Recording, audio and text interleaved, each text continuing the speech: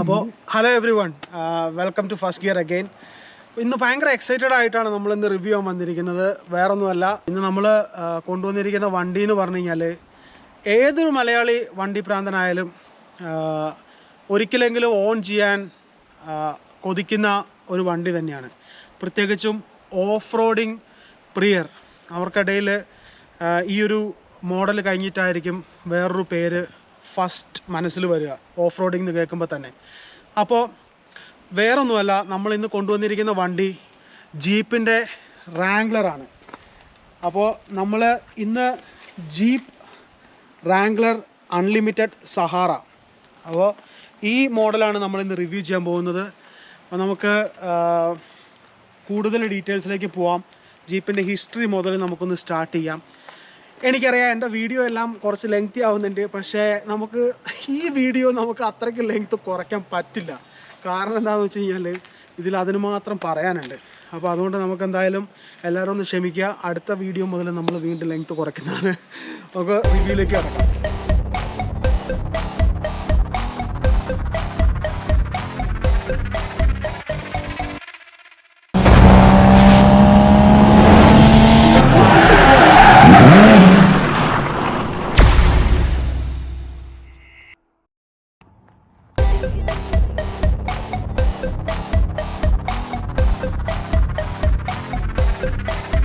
അപ്പോൾ നമുക്ക് ജീപ്പ് റാംഗ്ലറിൻ്റെ ഹിസ്റ്ററിയിലേക്കൊന്ന് പോവാം.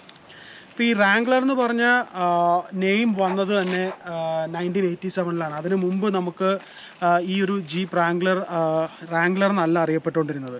നമുക്ക് ഇതിൻ്റെ ആദ്യത്തെ ഹിസ്റ്ററിയിലേക്ക് പോയി കഴിഞ്ഞ് കഴിഞ്ഞാൽ വേൾഡ് വാർ 2 സമയത്ത് US ആർമി ഒരു 4x4 വണ്ടി ഡെവലപ്പ് ചെയ്യാനായിട്ട് വില്ലിസ് ഓവർലീഡ് എന്ന് പറഞ്ഞ ഒരു കോർപ്പറേഷനെ കോണ്ടാക്ട് ചെയ്യുകയും അവർ ഒരു US ആർമിക്ക് വേണ്ടിയിട്ടൊരു 4x4 വണ്ടി ഡെവലപ്പ് ചെയ്ത് കൊടുക്കാമെന്ന് എഗ്രി ചെയ്യുകയും ചെയ്തു. അപ്പോൾ അങ്ങനെയാണ് ആദ്യമായിട്ട് ഈ ഒരു ജീപ്പ് റാംഗ്ലറിൻ്റെ ആദ്യത്തെ ഒരു മോഡൽ വരുന്നത്. ഇനിഷ്യലി ഈ വണ്ടിയുടെ പേരെന്ന് പറഞ്ഞു കഴിഞ്ഞാൽ MB എന്നായിരുന്നു. അപ്പോൾ സൂൺ ആഫ്റ്റർ അത് കഴിഞ്ഞിട്ട് ഉടനെ തന്നെ അവർ ജീപ്പ് എന്ന് പറഞ്ഞ ഒരു പേരിലേക്ക് മാറ്റി. അപ്പോൾ ഈ ഒരു വേൾഡ് വാറൊക്കെ കഴിഞ്ഞിട്ട് 1945 സിവിലിയൻസിന് വേണ്ടിയിട്ട് ആദ്യമായിട്ട് ജീപ്പ് ബിൽഡ് ചെയ്ത് തുടങ്ങിയത്. അപ്പോൾ തുടക്കത്തിൽ ഇതിൻ്റെ പേര് എന്ന് പറഞ്ഞു കഴിഞ്ഞാൽ Willys ഓവർലാൻഡിൻ്റെ CJ1, CJ2, CJ2A, 3A എന്നൊക്കെ പറഞ്ഞിട്ട് ആ ഒരു CJ എന്ന് പറഞ്ഞ ആ ഒരു നെയിമിൽ തന്നെയായിരുന്നു ഒരു 1983 ഒക്കെ വരെ 86 ഒക്കെ വരെ ബിൽഡ് ചെയ്തുകൊണ്ടിരുന്നത്. 1987 മുതലാണ് ഇത് CJ എന്ന് പറഞ്ഞ പേര് മാറ്റിയിട്ട് റാംഗ്ലർ എന്ന് പറഞ്ഞ പേരിലേക്ക് മാറിയത്.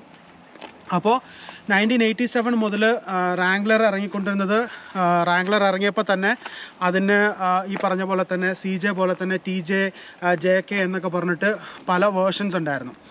ഓക്കെ, അപ്പം ഇപ്പോഴത്തെ കറണ്ട് വേർഷൻ എന്ന് പറഞ്ഞു കഴിഞ്ഞാൽ 2019 മുതലുള്ള വേർഷനാണ്. It's called JL. അപ്പോൾ ഇപ്പോൾ നമ്മൾ റിവ്യൂ ചെയ്യാൻ പോകുന്ന വണ്ടിയും JL വേർഷനാണ്. ഇതിന് മുമ്പ് 2007 to 2018 ഉണ്ടായിരുന്ന മോഡലാണ് JK എന്ന് പറയുന്ന മോഡലാണ്. അപ്പോൾ ഇതൊക്കെയാണ് ജീപ്പ് റാംഗ്ലറിൻ്റെ ഒരു ഹിസ്റ്ററി. നമുക്ക് ഒത്തിരി വലിച്ചു നീട്ടി ഹിസ്റ്ററി പറയുന്നില്ല, നമുക്ക് സമയം ഒത്തിരി പോവും. അതുകൊണ്ട് നമുക്ക് ബാക്കി റിവ്യൂയിലേക്ക് കടക്കാം.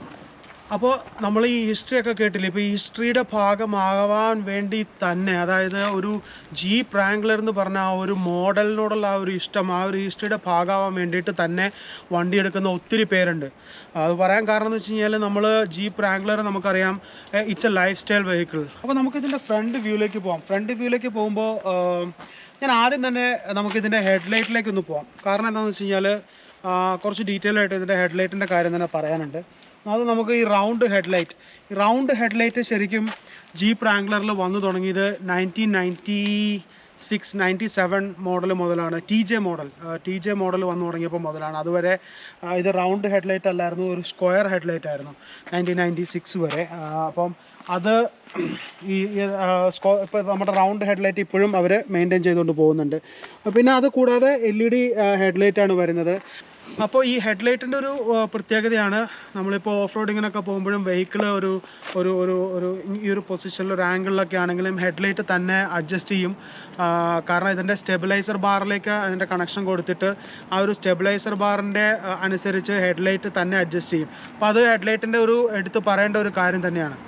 പിന്നെ ഇതിൻ്റെ LED ലൈറ്റ്സ് വന്നിരിക്കുന്നത് എന്താണെന്ന് വെച്ച് കഴിഞ്ഞാൽ അതൊരു എക്സ്ട്രാ പാക്കേജ് ആഡ് ചെയ്തിട്ടുണ്ട്. LED പാക്കേജ് ആഡ് ചെയ്തപ്പോഴാണ് ഇതിനകത്ത് LED വരുന്നത്. ഇല്ലെങ്കിൽ ഹാലജൻ ലൈറ്റ്സ് ആണ് ഹെഡ് ലൈറ്റിൽ വരേണ്ടത്. അതുപോലെ തന്നെ ഫോഗ് ലൈറ്റ്സിലും LED വന്നിരിക്കുന്നത് ആ പാക്കേജിൻ്റെ പാർട്ടായിട്ടാണ്. പിന്നെ ജീപ്പിൻ്റെ ഒരു പ്രത്യേകതയാണ് അതിൻ്റെ ഗ്രില്ല്. 7 സ്ട്രൈപ്സ് ഉള്ള ഗ്രില്ലാണ്.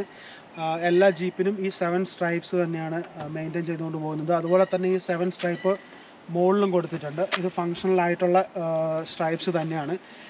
ടോ ഹുക്സ് വന്നിട്ടുണ്ട്. ഫ്രണ്ട് ബമ്പറിൽ നല്ല സ്ട്രോങ് ആയിട്ടുള്ള ബമ്പറാണ് കൊടുത്തിരിക്കുന്നത്. നമുക്ക് ഏത് ഓഫ് റോഡിങ്ങിൽ വേണമെങ്കിലും കൊണ്ടുപോകാൻ പറ്റുന്ന ഒരു ബമ്പറാണ്. പിന്നെ നോക്കിക്കഴിഞ്ഞ് കഴിഞ്ഞാൽ ഇവിടെ ഒരു ചെറിയ 2 ഗ്രില്ല് 2 സൈഡിലായിട്ട് കൊടുത്തിട്ടുണ്ട്. മുകളിലായിട്ട് ഇൻഡിക്കേറ്റർ ലൈറ്റ്സ് LED കൊടുത്തിട്ടുണ്ട്. പിന്നെ ബോണറ്റിലേക്ക് വന്നു കഴിഞ്ഞാൽ നമ്മളുടെ പഴയ രീതിയിലുള്ള ഒരു ഓപ്പണിങ് തന്നെയാണ് എൻ്റെ ബോണറ്റ് ഫ്രണ്ടിൽ കൊടുത്തിരിക്കുന്ന ഹുഡിന്. അപ്പോൾ ഹുഡ് ഓപ്പൺ ചെയ്യാനായിട്ട് ഈ 2 എന്താ പറയുക ഹുക്സ് ഓപ്പൺ ചെയ്ത് കഴിഞ്ഞാൽ നമുക്ക് ഈസി ആയിട്ട് ഓപ്പൺ ചെയ്യാം. അതുപോലെ തന്നെ ഈ ഹുഡിൻ്റെ മുകളിലായിട്ട് 2 ഒരു ഈ നമ്മളുടെ ഗ്ലാസ് താത്തി വെക്കുമ്പോഴത്തേക്കും ഒരു സപ്പോർട്ടിന് വേണ്ടിയിട്ട് 2 എന്താ പറയുക ഒരു സംഭവം കൊടുത്തിട്ടുണ്ട്. ഒരു ജസ്റ്റ് ഗ്ലാസ് ഡാമേജ് വരാതിരിക്കാൻ വേണ്ടിയിട്ടൊക്കെ നമ്മൾ കൊടുത്തിരിക്കുന്നത് അതിന് വേണ്ടി മാത്രമുള്ളൊരു കാര്യമാണ്. പക്ഷേ അപ്പോൾ ജീപ്പ് എയറോഡൈനാമിക്സ് കൂട്ടുന്നതിൻ്റെ ഭാഗമായിട്ട് ചെയ്ത 2 കാര്യങ്ങളാണ്. ഒന്ന്, നമ്മളുടെ വിൻഷീൽഡ് നേരത്തെ സ്ട്രെയിറ്റ് ആയിരുന്നു, ഇപ്പോൾ അത് ജസ്റ്റ് ഒരു ആംഗിളിലേക്കാക്കി മാറ്റി. അതുപോലെ തന്നെ ബാക്കിൽ സ്പോയിലർ ആഡ് ചെയ്തേക്കുന്നതും അതിൻ്റെ ഭാഗമായിട്ട് മാത്രമാണ്. അപ്പോൾ അതൊരു ജീപ്പ് പറയുന്നത് അതുകൊണ്ട് ഒരു എന്താ പറയുക മൈലേജ് കൂടി എന്നാണ് പറയുന്നത്. ഈ ചെറുതായിട്ടൊരു സ്പോയിലർ കൊടുത്തിട്ടുണ്ട്. പിന്നെ നമുക്ക് സൈഡ് വ്യൂയിലേക്ക് വന്നു കഴിഞ്ഞ് കഴിഞ്ഞാൽ ഫെൻഡർ കൊടുത്തിട്ടുണ്ട്. ഈ ഫെൻഡർ സ്പോർട്ടിനും ഈ സഹാറയ്ക്കും സെയിം ആണ്. പക്ഷേ റൂബിക്കോൺ വരുമ്പോഴത്തേക്കും ഈ ഫെൻഡർ വ്യത്യാസമുണ്ട്, കുറച്ചും കൂടെ വലിയ ഫെൻഡറാണ്. അതുപോലെ തന്നെ റൂബിക്കോൺ ആകുമ്പോഴത്തേക്കും കമ്പാരിസന് വേണ്ടി പറയുകയാണ്. അപ്പം ജസ്റ്റ് ഇതിനേക്കാളും വലിയ ടയറാണ്. ഇതിനിപ്പോൾ 18 ഇഞ്ച് ടയറാണ് വന്നിരിക്കുന്നത്. അലോയ് വീൽസ് വന്നിട്ടുണ്ട്, 18 ഇഞ്ച് ടയർ. അതുപോലെ ട്രയൽ റേറ്റഡ് ബാഡ്ജ് വന്നിട്ടുണ്ട്. ആ ട്രയൽ റേറ്റഡ് ബാഡ്ജിൻ്റെ കൂടെ സഹാറ ജീപ്പ് റാംഗ്ലർ അൺലിമിറ്റഡിൻ്റെ ഒരു ബാഡ്ജും കൊടുത്തിട്ടുണ്ട്. പിന്നെ നമുക്ക് ഇത് പുതിയ മോഡലിന് വന്നിരിക്കുന്നതാണ് ഈ ഒരു ഗ്രില്ല്. പിന്നെ നമുക്ക് സൈഡിലേക്ക് വന്നു കഴിഞ്ഞ് കഴിഞ്ഞാൽ സൈഡ് മിറേഴ്സ് നല്ല വലിയ സൈഡ് മിറേഴ്സാണ് കൊടുത്തിരിക്കുന്നത്, നല്ല വിസിബിലിറ്റി കിട്ടാൻ വേണ്ടിയിട്ട് തന്നെ. അതുമല്ല ഇത് ഹീറ്റഡ് സൈഡ് മിറേഴ്സാണ്. അപ്പോൾ നമുക്ക് കോൾഡ് വെതറിലൊക്കെ ഇത് നല്ല യൂസ്ഫുൾ ആയിരിക്കും. പിന്നെ എടുത്തു പറയേണ്ട ഒരു കാര്യം, ഈ ഡോറ് നല്ല ഹെവി ഡോറാണ്. നമുക്കിപ്പോൾ ജസ്റ്റ് ഇവിടുന്ന് ഇങ്ങനെ തുറന്നു വിടുമ്പോൾ തന്നെ നമുക്ക് കേൾക്കാം അതിൻ്റെ സൗണ്ട് ഉണ്ടോ. ഒരു സ്പ്രിങ് മെക്കാനിസം പോലെ നമുക്ക് വലിയ എഫേർട്ടൊന്നും വേണ്ട, ജസ്റ്റ് കൈ വിട്ടാൽ മതി, ഇങ്ങനെ അടയും. അപ്പോൾ നല്ല ഹെവി ആയിട്ടുള്ള ഡോറാണ്. ആ സൗണ്ടും നമുക്ക് ഫീൽ ചെയ്യാൻ പറ്റും അല്ലേ. അപ്പോൾ ബാക്കിലെ ഡോറും അതുപോലെ തന്നെയാണ്, നല്ല ഹെവി ഡോറാണ്, നല്ല സ്പ്രിങ് മെക്കാനിസം ഉള്ള ഡോറ്. പിന്നെ നല്ല ഹൈറ്റുള്ള വണ്ടി ആയതുകൊണ്ട് തന്നെ ചവിട്ടി കയറാനായിട്ട് നല്ലൊരു ഫുട് ബോർഡ് കൊടുത്തിട്ടുണ്ട്, നല്ല സ്ട്രോങ് ആയിട്ടുള്ള ഫുട് ബോർഡ് കൊടുത്തിട്ടുണ്ട്. പിന്നെ ഇതിൻ്റെ ഹൈറ്റിൻ്റെ കാര്യം പറഞ്ഞപ്പോഴാണ്, സഹാറേക്കാളും ഹൈറ്റ് ഉണ്ട് റൂബിക്കോണിന്, കുറച്ചും കൂടെ ഹൈറ്റ് കൂടുതലുണ്ട്, ഇച്ചിരി വലിയ വണ്ടിയാണ് റൂബിക്കോൺ. ബാക്കിൽ ഒരു ചെറിയ ഫെൻഡർ വന്നിട്ടുണ്ട്. അതുപോലെ തന്നെ ബാക്ക് ടയറും 18 ഇഞ്ച് ടയർ തന്നെയാണ് ബാക്കിലും കൊടുത്തിരിക്കുന്നത്. സെയിം അലോയ് വീൽസ് വന്നിട്ടുണ്ട്. നമുക്ക് ഇവിടെ ഫ്യൂൽ അടിക്കാനുള്ള ഗേജ്, ഇത് പെട്രോളാണ്, ഗ്യാസ്, ഡീസൽ അല്ല. ഒരു ഡീസൽ എൻജിൻ ഓപ്ഷനും വരുന്നുണ്ട്, എക്കോ ഡീസൽ. പക്ഷേ ഇത് 3.6 ലിറ്റർ. നമ്മൾ എൻജിൻ്റെ ഡീറ്റെയിൽസിലേക്ക് പോവാം. അപ്പോൾ നമുക്ക് ബാക്കിലെ വ്യൂ. ബാക്കിൽ ഡോറിൽ തന്നെ ഒരു ഫുൾ സൈസ് ടയർ വിത്ത് റിമ്മ് കൊടുത്തിട്ടുണ്ട്. പിന്നെ അത് കൂടാതെ നമുക്കിത് ഈ ഒരു ലോഗോ കണ്ടില്ലേ, ജീപ്പിൻ്റെ ലോഗോ. ഈ ലോഗോ നമുക്ക് പല സ്ഥലങ്ങളിലായിട്ട് ജീപ്പ് കൊടുത്തിട്ടുണ്ട്. അതിന് പറയുന്നത് ഈസ്റ്റർ എഗ്സ് എന്നാണ്. അത് ഈ ജീപ്പിൻ്റെ ഒരു വേൾഡ് വാർ ആ സമയത്തുണ്ടായിരുന്ന ഡിസൈനിൻ്റെ ഒരു ലോഗോ ആണ് ഈ ടയറിൽ കൊടുത്തിരിക്കുന്ന എല്ലാ ടയറിലും. അതുപോലെ തന്നെ സാൻഡൽസിൻ്റെ ലോഗോ കൊടുത്തിട്ടുണ്ട് ഫ്രണ്ടിൽ, ബോണറ്റിൽ, മറ്റേ ഹുഡിൻ്റെ അവിടെയൊക്കെ. അപ്പോൾ അതുപോലെ കുറേ സ്ഥലത്ത് കൊടുത്തിട്ടുണ്ട്, ഇൻറ്റീരിയറിലും എല്ലായിടത്തും കൊടുത്തിട്ടുണ്ട്. നിങ്ങൾക്ക് എവിടെയൊക്കെയാണെന്ന് അറിയാവുന്നവർ കമൻറ്റ് ചെയ്യുക. എനിക്കെല്ലാം കണ്ടുപിടിക്കാൻ പറ്റിയെന്ന് തോന്നുന്നില്ല. ഒരു ദിവസം കൊണ്ട് നമുക്ക് എല്ലായിടത്തും കണ്ടുപിടിക്കാൻ പറ്റണമെന്നില്ല. അപ്പോൾ അറിയാവുന്നവരെല്ലാവരും കമൻറ്റ് ചെയ്യുക എവിടെയൊക്കെയാണെന്ന്. ഇൻഡിക്കേറ്റർ ലൈറ്റ്, ബ്രേക്ക് ലൈറ്റും കൂടെ വന്നിരിക്കുന്ന ഒരു ഡിസൈൻ, ഒരു 3D ലുക്കുള്ള ഒരു ഡിസൈൻ അല്ലേ, നോക്കുമ്പോഴത്തേക്കും ഒരു 3D വ്യൂ ലുക്കുള്ള ഒരു ഡിസൈനാണ്. പിന്നെ അത് കൂടാതെ ടോ ഹുക്ക് കൊടുത്തിട്ടുണ്ട്. ടോ ഹുക്ക് എന്ന് പറയുമ്പോഴത്തേക്കും എനിക്ക് അവിടെ ടോയിങ്ങിൻ്റെ ഒരു കാര്യം കൂടെ പറഞ്ഞിട്ട് പോകാമെന്ന് ഓർത്തു. ടോയിങ് കപ്പാസിറ്റി 3500 LBS ആണ്. ഐ വാസ് എക്സ്പെക്ടിങ് മോർ, പക്ഷേ ഒരു 3500 ഈസ് ഡീസൻറ്റ്. ബട്ട് ഒരു SUVസിലൊക്കെ ആവറേജ് ഒരു 5000 ഒക്കെ വരുന്നുണ്ട്. ഇതൊരു അത്യാവശ്യം പവർഫുൾ ആയിട്ടുള്ളൊരു എൻജിൻ തന്നെയാണ്. അപ്പോൾ മേ ബി നെക്സ്റ്റ് ടൈം ജീപ്പിന് അതൊന്ന് കൂട്ടാൻ നോക്കാം എന്നാണ് എൻ്റെ ഒരു അഭിപ്രായം. പിന്നെ ഡോറ് നമുക്ക് ഇപ്പോൾ ഇത് മാത്രം, ഈ ഡോറ് മാത്രമായിട്ട് ഇങ്ങനെ തുറക്കാൻ പറ്റും. സാധനങ്ങൾ ലോഡ് ചെയ്യാനും അൺലോഡ് ചെയ്യാനൊക്കെ ആയിട്ട് ചെറിയ ചെറിയ സാധനങ്ങളൊക്കെ ആണെങ്കിൽ ഇങ്ങനെ തുറക്കാം. പിന്നെ അത് കൂടാതെ നമുക്ക് ഈ ഒരു ഗ്ലാസ് ലിഫ്റ്റ് അപ്പ് ചെയ്യാം. അതുമാത്രമല്ല ഇത് ഓട്ടോമാറ്റിക്കലി അത് അപ്പായിട്ട് നമുക്ക് ഇതിനകത്ത് എന്താ പറയുക, ഫ്രണ്ട് ബോണറ്റിലെ പോലെ മാനുവലി ഇത് ആക്കൊന്നും വേണ്ട, തന്നെ ഒരു ഷോക്ക് അബ്സോർബർ മെക്കാനിസം പോലെയാണ്. അപ്പോൾ അത് അപ്പായിട്ടിരുന്നോളും. അപ്പോൾ നമുക്ക് ബാക്കിലേക്ക് വന്നു കഴിഞ്ഞാൽ നല്ല അത്യാവശ്യം സ്പേഷ്യസ് ആയിട്ടുള്ള ഒരു ട്രങ്ക് സ്പേസ് ആണ്. അത് കൂടാതെ നമുക്ക് ഒരു ആൽപൈൻ്റെ ഒരു പ്രീമിയം സൗണ്ട് സിസ്റ്റം കൊടുത്തിട്ടുണ്ട് ബാക്കിൽ. അത് അത്യാവശ്യം നല്ല ഒരു പെർഫോമൻസ് ഉള്ള സൗണ്ട് സിസ്റ്റമാണ്.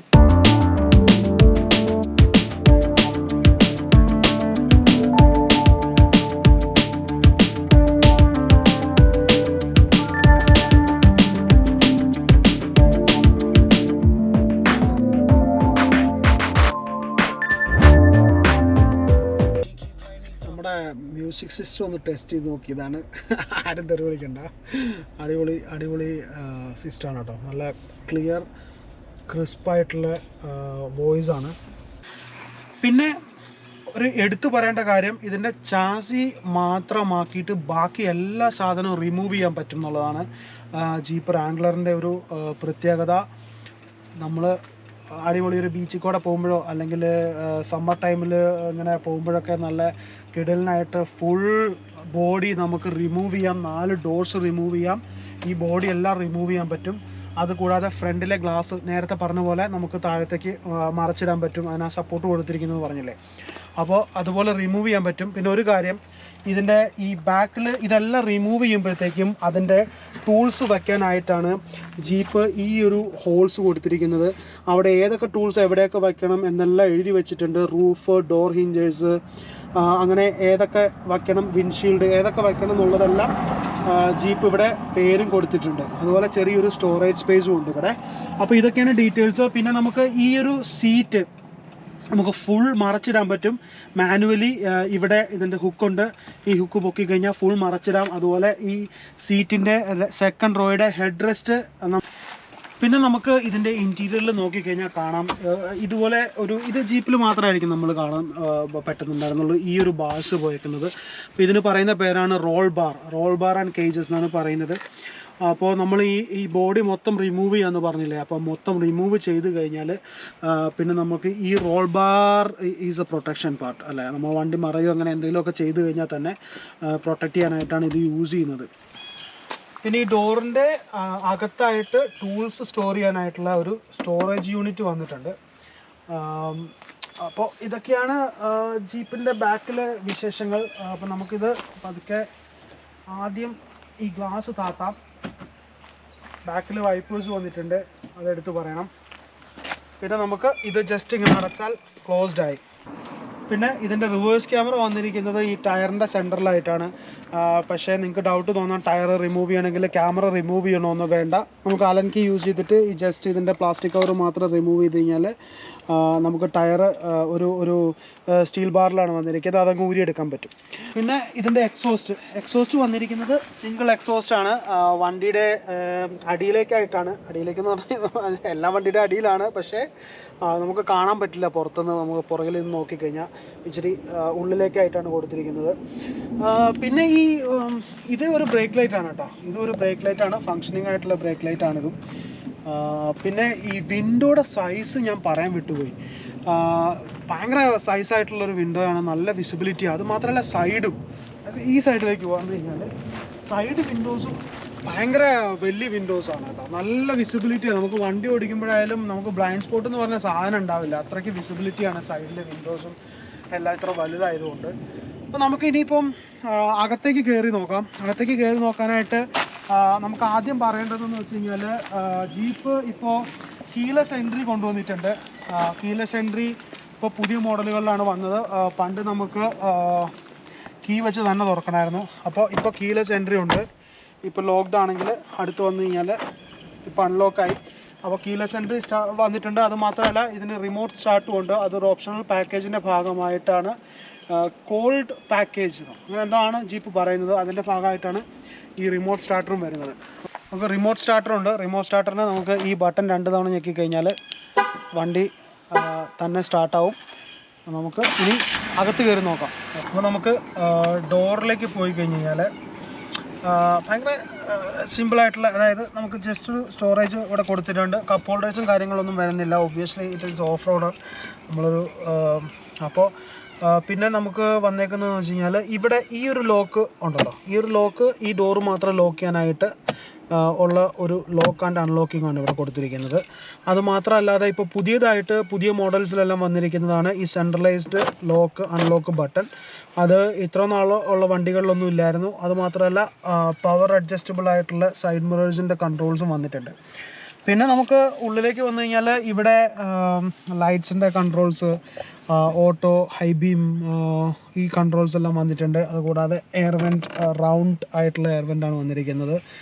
പിന്നെ ഇവിടെ ഒരു ഹാൻഡിൽ, ഓഫ് റോഡൊക്കെ പോകുമ്പോൾ ഒന്ന് പിടിച്ചിരിക്കാനായിട്ടുള്ള ഹാൻഡിലിൻ്റെ കൊടുത്തിട്ടുണ്ട്. അത് ആവശ്യമുള്ളതാണ്. ഹെവി ഓഫ് റോഡിങ് ചെയ്യുന്ന വണ്ടിയാണല്ലോ റാംഗ്ലർ. അപ്പോൾ ദാറ്റ് ഈസ് വെരി യൂസ്ഫുൾ. പിന്നെ വന്നേക്കുന്നത് വെച്ച് കഴിഞ്ഞാൽ ഈ സൈഡിൽ സ്പീക്കർ, ഇവിടെ താഴെ മുകളിലും സ്പീക്കേഴ്സ് വന്നിട്ടുണ്ട്. ഡോറിൽ സ്പീക്കർ ഇല്ല, ഒബ്വിയസ്ലി, ബിക്കോസ് നമുക്ക് ഈ ഡോറ് അഴിച്ചു മാറ്റാൻ പറ്റുന്ന ഡോറാണ്.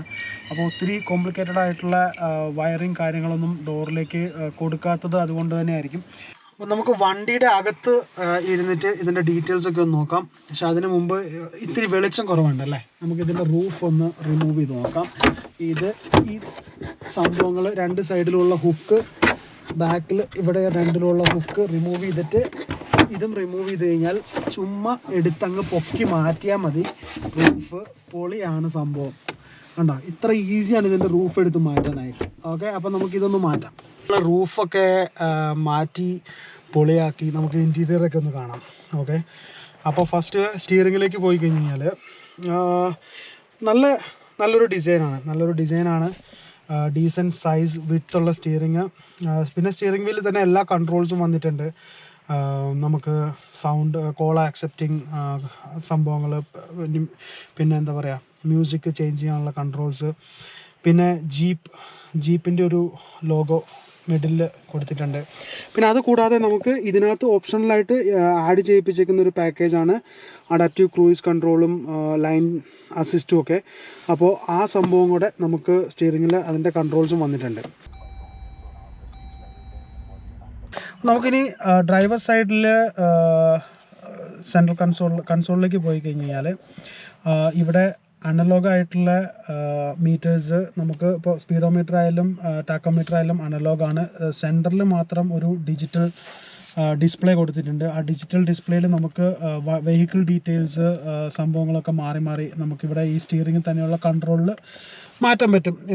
പിന്നെ എന്താ പറയുക, ട്രിപ്പ് ഇൻഫോ, ഫ്യൂൽ എക്കണോമി അറിയാൻ, അതിൻ്റെ ഡ്രൈവർ അസിസ്റ്റിൽ എന്തൊക്കെയാണ് നമ്മൾ യൂസ് ചെയ്യുന്നത് അതറിയാം. ഓഫ് റോഡിങ്ങിൻ്റെ ഡ്രൈവ് ട്രെയിൻ ഏതിലാണ് സെലക്ട് ചെയ്തിരിക്കുന്നത് ഡീറ്റെയിൽസ്, അങ്ങനെ വെഹിക്കിൾ ഇൻഫോസ് എല്ലാം ഉള്ള ഒരു ഡിജിറ്റൽ മീറ്റർ വിത്ത് നമ്മളുടെ ഡിജിറ്റലായിട്ടുള്ള ഫ്യൂവൽ ഗേജ്, ടെമ്പറേച്ചർ ഗേജ്, അത് രണ്ടും ഡിജിറ്റലാണ്. അപ്പോൾ ഇത്രയും ഡീറ്റെയിൽസ് നമുക്ക് ഡ്രൈവർ സൈഡിലുള്ള ഡിസ്പ്ലേയിൽ കൊടുത്തിട്ടുണ്ട്.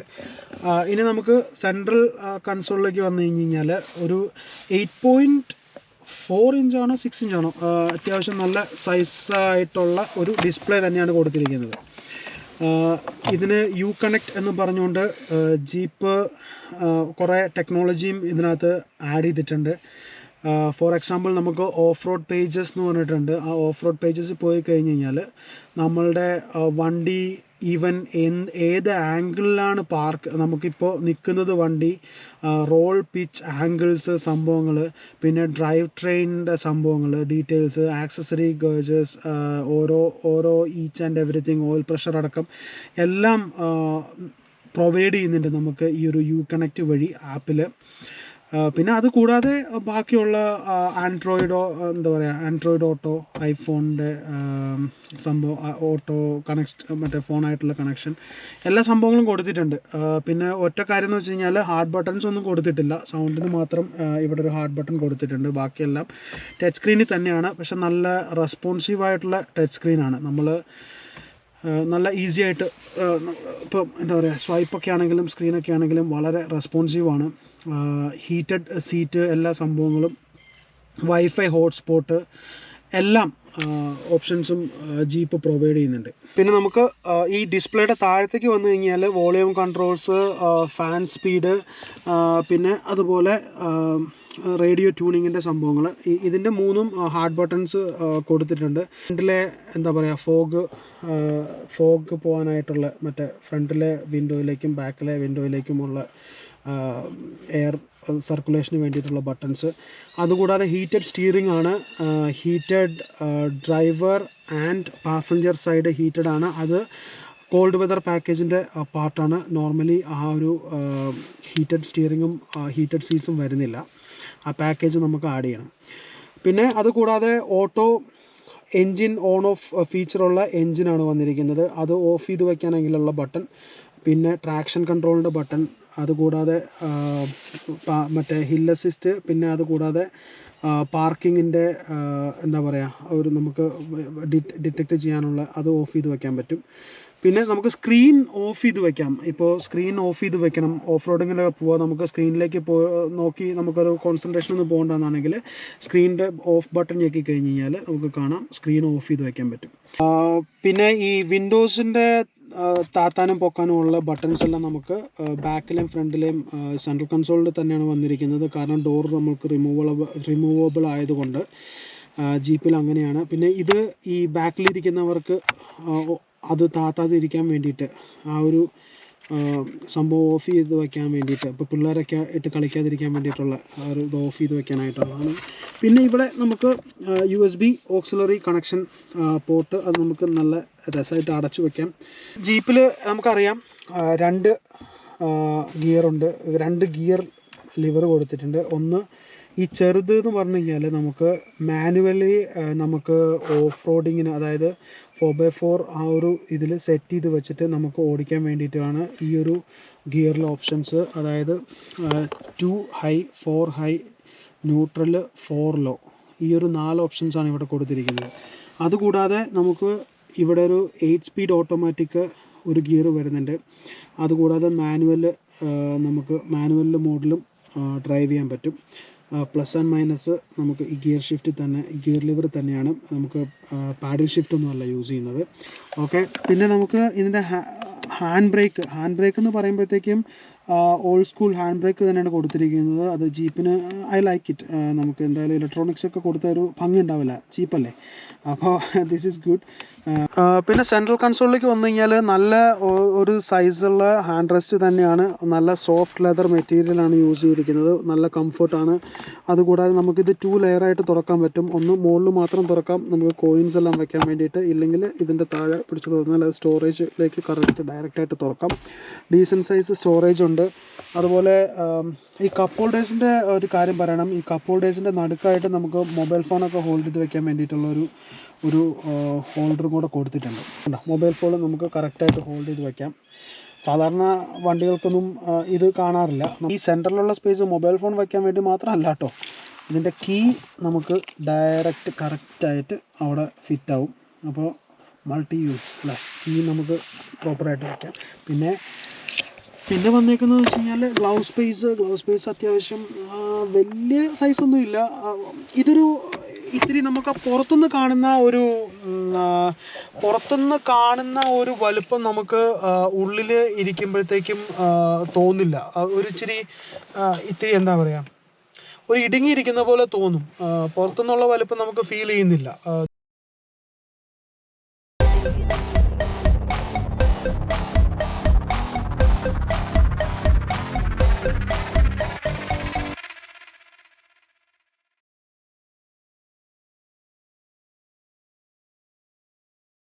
അപ്പോൾ നമുക്കിനി സെക്കൻഡ് റോയിലേക്ക് പോവാം. അപ്പോൾ സെക്കൻഡ് റോയിലേക്ക് കയറുന്നതിന് മുമ്പ് തന്നെ നമുക്ക് പറയേണ്ട ഒരു കാര്യം, സെക്കൻഡ് റോയിലേക്ക് കയറാനുള്ള door, first of all door space ഇത്തിരി കുറവാണ്. ഡോർ ഇത്രയാണ് ഓപ്പണും ആവുള്ളൂ. അപ്പോൾ കുറച്ച് ഡിഫിക്കൽട്ടാണ് കയറാനായിട്ട്. പക്ഷേ അതിന് വേണ്ടിയിട്ട് അവർ ഒരു ഹാൻഡിൽ ബാർ കൊടുത്തിട്ടുണ്ട്. അപ്പോൾ നമുക്കിങ്ങനെ കാല് ചവിട്ടിയിട്ട് സുഖമായിട്ട് കയറി ഇരിക്കാം. അപ്പോൾ നമുക്ക് സ്പേസ് നോക്കാം. നല്ല സോഫ്റ്റായിട്ടുള്ള സീറ്റാണ് കേട്ടോ. നല്ല ഇരിക്കാനൊക്കെ നല്ല സുഖമുണ്ട്. ലെഗ് സ്പേസ് ഉണ്ട്. കാലൊക്കെ നന്നായിട്ട് ഈ സീറ്റിൻ്റെ അടിയിലേക്ക് എനിക്ക് നല്ല കംഫർട്ടായിട്ട് വയ്ക്കാം. ലെഗ് സ്പേസ് ഉണ്ട്. അതുപോലെ തന്നെ ഏകദേശം 5'10", 5'11" ഉണ്ട് ഞാൻ. അപ്പോൾ എനിക്ക് തന്നെ നല്ല ഹെഡ് സ്പേസും ഉണ്ട്. അപ്പോൾ അത്യാവശ്യം പിന്നെ ഇവിടെ മുകളിൽ സ്പീക്കർ വന്നിട്ടുണ്ട്. അടിപൊളിയായിരിക്കും. നല്ല പ്രീമിയം സൗണ്ട് സിസ്റ്റം ഉണ്ടെന്ന് പറഞ്ഞില്ലേ. അപ്പോൾ നല്ല സൗണ്ട് എഫക്റ്റ് നമുക്ക് മുകളിൽ നിന്ന് ആ ഒരു ബാക്ക് പാസഞ്ചറിൻ്റെ മുകളിൽ തന്നെ കൊടുത്തിട്ടുണ്ട് സ്പീക്കർ. സെൻട്രലിലേക്ക് വന്നു കഴിഞ്ഞാൽ ബാക്കിൽ ഇവിടെ എയർ വെൻസ് കൊടുത്തിട്ടുണ്ട്. പിന്നെ അത് കൂടാതെ ബാക്കിൽ 115 വോൾട്ടിൻ്റെ ഒരു പവർ ഔട്ട്ലെറ്റ് കൊടുത്തിട്ടുണ്ട്. ആ പവർ ഔട്ട്ലെറ്റ് നമുക്കിപ്പോൾ ലാപ്ടോപ്പൊക്കെ ചാർജ് ചെയ്യാൻ അങ്ങനത്തെ കാര്യങ്ങളൊക്കെ യൂസ് ചെയ്യാൻ വേണ്ടിയിട്ട് യൂസ് ചെയ്യാം. അതുകൂടാതെ USB വന്നിട്ടുണ്ട്. അപ്പോൾ ഇതൊക്കെയാണ് നമ്മളുടെ ബാക്കിൽ. ഇവിടെ 2 കപ്പ് ഹോൾഡേഴ്സ്. ഇതൊക്കെയാണ് നമ്മളുടെ ബാക്കിലുള്ള ഡീറ്റെയിൽസ്. അപ്പോൾ നമുക്ക് ജീപ്പ് റാംഗ്ലറിൻ്റെ എൻജിനിലേക്ക് പോവാം. കാനഡയിൽ ജീപ്പ് റാംഗ്ലർ പല എൻജിൻ വേരിയൻറ്റ്സ് ജീപ്പ് പ്രൊവൈഡ് ചെയ്യുന്നുണ്ട്. അതിൽ ഒരു എൻജിൻ വേരിയൻ്റ് എന്ന് പറഞ്ഞു കഴിഞ്ഞാൽ 3.6 ലിറ്റർ പെൻഡാസ്റ്റർ V6 എൻജിനാണ്. അപ്പോൾ ആ V6 എൻജിനാണ് നമ്മൾ ഇതിനകത്ത് യൂസ് ചെയ്തിരിക്കുന്നത്. അപ്പോൾ ഇതിനകത്ത് ഇത് ട്രാൻസ്മിഷൻ യൂസ് ചെയ്തിരിക്കുന്നത് എന്ന് പറഞ്ഞു കഴിഞ്ഞാൽ ഒരു 8 സ്പീഡ് ഓട്ടോമാറ്റിക് ട്രാൻസ്മിഷൻ വിത്ത് ടോർക്ക് ഹൈബ്രിഡ് സിസ്റ്റമാണ് യൂസ് ചെയ്തിരിക്കുന്നത്. അതിനകത്ത് എന്താ പറയുക, എൻജിൻ സ്റ്റാർട്ട് സ്റ്റോപ്പ് ഫീച്ചറും വരുന്നുണ്ട്. അത് നമുക്ക് നേരത്തെ ഇൻറ്റീരിയർ കണ്ടപ്പോൾ പറഞ്ഞു അത് വേണമെങ്കിൽ ഓഫ് ചെയ്ത് വെക്കാൻ പറ്റുമെന്ന്. പിന്നെ അത് കൂടാതെ ഒരു 6 സ്പീഡ് മാനുവലും വരുന്നുണ്ട് with engine start stop feature as well. അപ്പോൾ ഈ 2 ഓപ്ഷൻസാണ് ഈ ഒരു എൻജിന് വരുന്നത്. പിന്നെ നമുക്ക് വരുന്ന വേറെ 2 എൻജിൻ വേരിയൻറ്റ് ജസ്റ്റ് പറഞ്ഞു പോവുകയാണെങ്കിൽ 2 ലിറ്റർ ടർബോ വരുന്നുണ്ട്. അത് കൂടാതെ ഒരു 3 ലിറ്ററിൻ്റെ എക്കോ ഡീസലും വരുന്നുണ്ട്. ഈ 2 ലിറ്റർ ടർബോയിൽ അവൈലബിൾ ആയിട്ടുള്ള ട്രാൻസ്മിഷൻ എന്ന് പറഞ്ഞു കഴിഞ്ഞാൽ നമുക്ക് മാനുവൽ ട്രാൻസ്മിഷൻ അവൈലബിൾ അല്ല. അതിനകത്ത് 8 speed automatic with ESS engine start സ്റ്റോപ്പാണ് അവൈലബിൾ ആയിട്ടുള്ളത്. പിന്നെ വേറൊരു കാര്യം മെൻഷൻ ചെയ്യേണ്ടത്, ജസ്റ്റ് കുറച്ച് റിലയബിൾ ആയിട്ടുള്ള എൻജിൻ എന്ന് പറഞ്ഞു കഴിഞ്ഞാൽ ആ 2 ലിറ്റർ ടർബോ എൻജിൻ തന്നെയാണ്. കുറച്ച് നമുക്ക് മൈലേജും കാര്യങ്ങളും എല്ലാം കൂടുതൽ കിട്ടുന്നത് ആ 2 ലിറ്റർ ടർബോ എൻജിനാണ്. പക്ഷേ ഏറ്റവും കൂടുതൽ കാനഡയിൽ സെല്ല് ചെയ്യുന്ന എൻജിൻ എന്ന് പറയുന്നത് ജീപ്പിൻ്റെ വെബ്സൈറ്റിൽ തന്നെ കൊടുത്തിരിക്കുന്നത് നമ്മൾ ഇതിനകത്ത് യൂസ് ചെയ്യുന്ന 3.6 ലിറ്ററാണ്. അത് 285 ഹോഴ്സ് പവറാണ് ജനറേറ്റ് ചെയ്യുന്നത് അറ്റ് 260 പൗണ്ട് ഫീറ്റ് ഓഫ് ടോർക്കിൽ. അപ്പോൾ ഈ ടോർക്കാണെങ്കിൽ നമുക്ക് വളരെ കുറഞ്ഞ RPM തന്നെ അവൈലബിൾ ആണ്. എസ്പെഷ്യലി ഓഫ് റോഡറായിട്ടുള്ളൊരു വണ്ടി ആയതുകൊണ്ട് നമുക്ക് ഒരു 2000 RPM ബിലോയിൽ നമുക്ക് ഈ ടോർക്ക് അവൈലബിലിറ്റി ഉണ്ട്. പിന്നെ നമുക്ക് ഒരു ഹൈബ്രിഡ് സിസ്റ്റം, അതായത് ടോർക്ക് ഹൈബ്രിഡ് സിസ്റ്റം യൂസ് ചെയ്യുന്നുണ്ടെന്ന് പറഞ്ഞില്ലേ, ആ ഒരു സിസ്റ്റം യൂസ് ചെയ്യുന്നുണ്ടെങ്കിൽ നമുക്കൊരു 90 lbs ടോർക്ക് എക്സ്ട്രാ അവൈലബിൾ ആയിട്ട് വരും because of that hybrid system. പിന്നെ 3 ലിറ്റർ എക്കോ ഡീസൽ എൻജിൻ. ഈ 3 ലിറ്റർ എക്കോ ഡീസൽ എൻജിൻ ആണെങ്കിൽ നമുക്ക് വരുന്നത് 8 സ്പീഡ് ഓട്ടോമാറ്റിക് തന്നെയാണ്. ഈ ഒരു 8 സ്പീഡ് ഓട്ടോമാറ്റിക് ജീപ്പിൻ്റെ അത്യാവശ്യം നല്ല പവർഫുൾ നല്ലൊരു പെർഫോമൻസ് ആയിട്ടുള്ളൊരു 8 സ്പീഡ് ഓട്ടോമാറ്റിക് ആണ്. അതിനെക്കുറിച്ച് നമുക്ക് കൂടുതൽ ഡീറ്റെയിൽസ് പറയാം. അപ്പോൾ ഇതൊക്കെയാണ് നമ്മളുടെ എൻജിൻ ഡീറ്റെയിൽസും കാര്യങ്ങളും. പിന്നെ ഇതിനകത്ത് യൂസ് ചെയ്യുന്ന ട്രാൻസ്മിഷനെ കുറിച്ച് നമ്മൾ ജസ്റ്റ് എന്തായാലും പറഞ്ഞു പോകാതിരിക്കാൻ പറ്റില്ല. കാരണം എന്താണെന്ന് വെച്ച് കഴിഞ്ഞാൽ ഭയങ്കര ഫേമസ് ആയിട്ടുള്ള ഒരു HP ട്രാൻസ്മിഷനാണ് യൂസ് ചെയ്യുന്നത്. ഈ ഒരു ട്രാൻസ്മിഷൻ പല വണ്ടിയിലും ജീപ്പിൽ മാത്രമല്ല പല വണ്ടികളിലും യൂസ് ചെയ്യുന്നുണ്ട്. ഡോഡ്ജിലായാലും ഹെൽക്കാറ്റിൽ അങ്ങനെ പല വണ്ടിയിലും യൂസ് ചെയ്യുന്നുണ്ട്.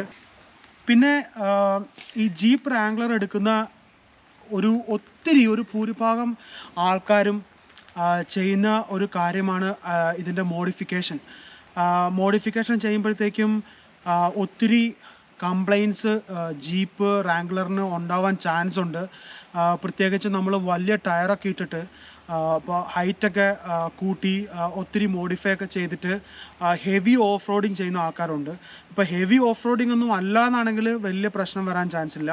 പക്ഷേ ഹെവി ഓഫ് റോഡിങ് നല്ല മോഡിഫിക്കേഷനൊക്കെ ഇട്ട് ചെയ്യുമ്പോഴത്തെ കുഴപ്പം എന്താണെന്ന് വെച്ച് കഴിഞ്ഞാൽ നമുക്ക് ആക്സിലിൻ്റെ ആ ഒരു ലോഡ് കൂടിയിട്ട് ഡിഫറൻഷ്യലിലെ പിൻസ് എല്ലാം നമുക്ക് ഡാമേജ് വരാനും ഡിഫറൻഷ്യലിൽ കംപ്ലൈൻറ്റ് വരാനൊക്കെ ചാൻസ് ഉണ്ട്. ഇപ്പോൾ ഇതിനകത്ത് യൂസ് ചെയ്തിരിക്കുന്ന ഡിഫറൻഷ്യൽ എന്ന് പറഞ്ഞു കഴിഞ്ഞാൽ ലിമിറ്റഡ് സ്ലിപ്പ് ഡിഫറൻഷ്യലാണ് യൂസ് ചെയ്യുന്നത്. അത് ഡാന കോർപ്പറേഷൻ എന്ന് പറഞ്ഞുകൊണ്ടുള്ള ഒരു കമ്പനി 1956 ഫൈൻഡ് ചെയ്ത ഒരു ഡിഫറൻഷ്യലാണ്. അത് ഒരു ക്ലച്ച് പാക്ക് ആയിരുന്നു അവരുടെ ഒരു ഇൻവെൻഷൻ എന്ന് പറഞ്ഞു കഴിഞ്ഞാൽ.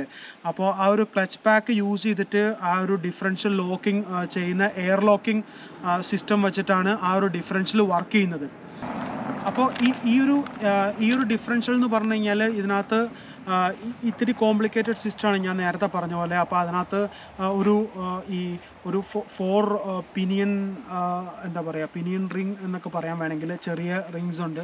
അതുകൂടാതെ തന്നെ പിന്നെ ക്ലച്ച് പാക്കുകളും കാര്യങ്ങളും ഒക്കെ ഉണ്ട്. അപ്പോൾ ഇതിൽ ഡാമേജ് വന്നു കഴിഞ്ഞാൽ it must be a really expensive thing to fix. പിന്നെ പൈസയുള്ള ആൾക്കാർക്കൊക്കെ ചെയ്യാട്ടോ, ഒരു അടിപൊളിയായിരിക്കും, ലുക്കൊക്കെ ആയിരിക്കും. പക്ഷേ നമ്മൾ അതും പറഞ്ഞു പോകാതിരിക്കാൻ പറ്റില്ലല്ലോ. കാരണം മോഡിഫിക്കേഷൻ ചെയ്യുമ്പം കോമൺ ആയിട്ട് ഉണ്ടാവുന്ന ഇഷ്യൂസാണ് ഈ ഒരു ഡിഫറൻഷ്യലിൽ ഉണ്ടാവാൻ ചാൻസ് കൂടുതലുണ്ട് ഹെവി ഓഫ് റോഡിങ് ചെയ്യുമ്പോഴത്തേക്കും, ഹെവി മോഡിഫിക്കേഷൻസ് ചെയ്തിട്ട്. അപ്പോൾ അതും കൂടെ ഒന്ന് ഈ വണ്ടി യൂസ് ചെയ്യുന്നവർ മനസ്സിൽ വയ്ക്കുക. Go for A drive. സത്യം പറഞ്ഞാൽ ഈ റൂഫൊക്കെ ഒന്ന് ഓപ്പൺ ചെയ്തിട്ട് ഓടിക്കണമെന്നുണ്ടായിരുന്നു. പക്ഷേ അൺഫോർച്ചുനേറ്റ്ലി ചെറിയൊരു മഴ വന്നു, അതുകൊണ്ട് ഞങ്ങൾ ആ പ്ലാൻ അങ്ങ് വിട്ടു. ഈ ഒരു ചെറിയ ഗിയർ മാറ്റേണ്ടത് എങ്ങനെയാണെന്ന് വെച്ച് കഴിഞ്ഞാൽ, നമുക്ക് ഡ്രൈവിലാണെങ്കിൽ വളരെ ലോ സ്പീഡിലാണെങ്കിൽ ഈ ഒരു നമ്മളുടെ മാനുവലി ചേഞ്ച് ചെയ്യാനുള്ള, അതായത് മാനുവലി 4x4 അല്ലെങ്കിൽ ആ ഒരു ഓപ്ഷൻസിലേക്ക് മാറ്റാനുള്ള ഗിയറിൽ നമുക്ക് യൂസ് ചെയ്യാമെങ്കിലും ദ സേഫസ്റ്റ് ഓപ്ഷൻ ഈസ് വണ്ടി സ്റ്റോപ്പ് ചെയ്തിട്ട് ന്യൂട്രലേക്ക് ആക്കിയിട്ട് മാറ്റുവാണ്. ഇതിപ്പോൾ 2 ഹൈയിലാണ് കിടക്കുന്നത്. നമുക്ക് ഈ ഡ്രൈവറുടെ ഫ്രണ്ടിലുള്ള ഡിസ്പ്ലേയിൽ നമുക്ക് കാണാൻ പറ്റും ഏത് ഗിയറിലാണ്. ഇപ്പോൾ 4 ഹൈയിലേക്ക് ആക്കണമെങ്കിൽ ജസ്റ്റ് താഴത്തേക്ക് ആക്കി കഴിഞ്ഞാൽ 4 ഹൈ ആണ്. 4 ഹൈയിലാണ് കിടക്കുന്നത്. ഇപ്പോൾ 4 ഹൈയിൽ നമുക്ക് ഒരു 100 കിലോമീറ്റർ സ്പീഡിലൊക്കെ പോകാനായിട്ട് പറ്റും. ഇപ്പോൾ സ്നോ ഉള്ള സമയങ്ങളിലൊക്കെ ആണെങ്കിൽ നമുക്ക് 4 ഹൈ യൂസ് ചെയ്തിട്ട് പോയി കഴിഞ്ഞാൽ നമുക്ക് ആ ഒരു 4x4 ഇതിൻ്റെ ഒരു ഫീൽ കിട്ടും. പിന്നെ അതുകൂടാതെ നമുക്ക് വീണ്ടും താഴത്തേക്ക് വന്നു കഴിഞ്ഞാൽ 4 ലോ ആയി കഴിയുമ്പോഴത്തേക്കും ട്രാക്ഷൻ കൺട്രോൾ ഓൺ ആവും ഓട്ടോമാറ്റിക്കലി. 4 വീൽ ഡ്രൈവ് ലോ ഗിയറിലേക്ക് മാറും. അപ്പോൾ നമുക്ക് ഫോർ എക്സാമ്പിൾ ലോ ഗിയർ ടോയിങ്ങിന് യൂസ് ചെയ്യുവാണെങ്കിലോ അങ്ങനെ എന്തെങ്കിലും കാര്യങ്ങൾക്കൊക്കെ, ഇപ്പോൾ ടോയ് ചെയ്തിട്ട് ഏതെങ്കിലും സ്ഥലത്ത് കയറി വരുവാണെങ്കിലൊക്കെ നമുക്ക് 4 ലോ യൂസ് ചെയ്യാം. പക്ഷേ അതിൻ്റെ ഒരു കാര്യം എന്താണെന്ന് വെച്ച് കഴിഞ്ഞാൽ നമുക്കൊരു 20 കിലോമീറ്റർ സ്പീഡ് വരെയൊക്കെയാണ് നമുക്ക് ആ ഒരു 4 ലോയിൽ യൂസ് ചെയ്യാൻ പറ്റുള്ളൂ.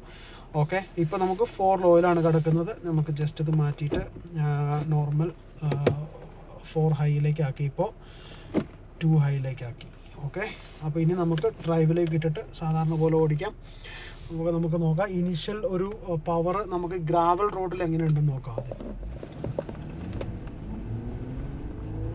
ഇനിഷ്യൽ നല്ല പവറാണ് വണ്ടിക്ക്, സൂപ്പർ പവറാണ് നമുക്ക് ഇനിഷ്യലി തരുന്നത്. ആ ടോർക്ക് അവൈലബിലിറ്റി ലോ RPM തന്നെ നമുക്ക് കിട്ടുന്നുണ്ട്. അപ്പോൾ കാല് കൊടുക്കുമ്പോഴേ നല്ലൊരു പവർ. ഞാൻ ഇത്രയും പവർ സത്യം പറഞ്ഞാൽ ഒരു ജീപ്പ് റാംഗ്ലറിനെ എക്സ്പെക്റ്റ് ചെയ്തില്ല കേട്ടോ ഇനീഷ്യലി. സിറ്റിംഗ് പൊസിഷൻ എനിക്ക് ഭയങ്കര ഇഷ്ടപ്പെട്ടു. നമ്മളിപ്പോൾ ഒരു ഗ്രാവൽ റോഡിലാണ്. സത്യം പറഞ്ഞാൽ റോഡിൽ ഓടിക്കുന്നതിനേക്കാളും സ്റ്റെബിലിറ്റി നമുക്ക് ഈ ഗ്രാവൽ റോഡിൽ ഫീൽ ചെയ്യുമെന്ന് വേണമെങ്കിൽ പറയാം. കാരണം അത്രയ്ക്ക് നമുക്കൊരു സ്റ്റെബിലിറ്റി ഫീൽ ചെയ്യുന്നുണ്ട് ഈ ഗ്രാവൽ റോഡിലേക്ക് പോകുമ്പോൾ. ഇതിപ്പോൾ നമുക്ക് റോൾ ആംഗിൾ കണ്ടോ, പിച്ച് എലിവേഷൻ താഴത്തേക്ക് 5 ഡിഗ്രി കിട്ടില്ലാണ്. ഓഫ് റോഡിങ്ങിനൊക്കെ പോകുമ്പോൾ അത് നല്ല രസമായിരിക്കും. കറക്റ്റ് നമുക്ക് അറിയാൻ പറ്റും ഏത് ആംഗിളിലാണ് ഇരിക്കുന്നത്. നമ്മളിപ്പോൾ ഒരു കല്ലിൻ്റെ മുകളിൽ കൂടെയൊക്കെ കയറി പോവുകയാണെങ്കിൽ, ഒരു പാറയുടെ മുകളിലൊക്കെ കയറുകയാണെങ്കിൽ നമുക്ക് കറക്റ്റ് അറിയാനായിട്ടുള്ള ഓപ്ഷനുണ്ട്. ഒരു സ്പീഡിന് മുകളിൽ പോയി കഴിഞ്ഞാൽ അത് ഓഫാവും. അപ്പോൾ ഇപ്പോൾ ഞാൻ സ്പീഡ് എടുത്തപ്പോൾ അത് ഓഫായി. കണ്ടോ, ഒരു എന്താ പറയുക, ഒരു 40 km/h താഴെ മാത്രമാണ് ഇത് വർക്കാവുള്ളൂ. ഓഫ് റോഡിൽ കയറ്റി നോക്കണം. ഇവിടെ ചെരിച്ച് അല്ല, ഇങ്ങനെ ചെരിച്ച് കിട്ടുന്നു. ഇതിൽ വണ്ടി കയറ്റിയിട്ടുണ്ട്. നമ്മളിപ്പോൾ ഒരു എലിവേഷൻ എന്താ റോൾ 20 ഡിഗ്രി നമുക്ക് ജസ്റ്റ് ഒരു ഓഫ് റോഡിങ് പോലത്തെ ഒരു സിറ്റുവേഷനിലേക്ക് കയറ്റി നോക്കിയതാണ് നമുക്ക് തരുന്നത്. ഇപ്പോൾ നമ്മൾ നല്ല റോഡിലേക്ക് കയറുകയാണ്.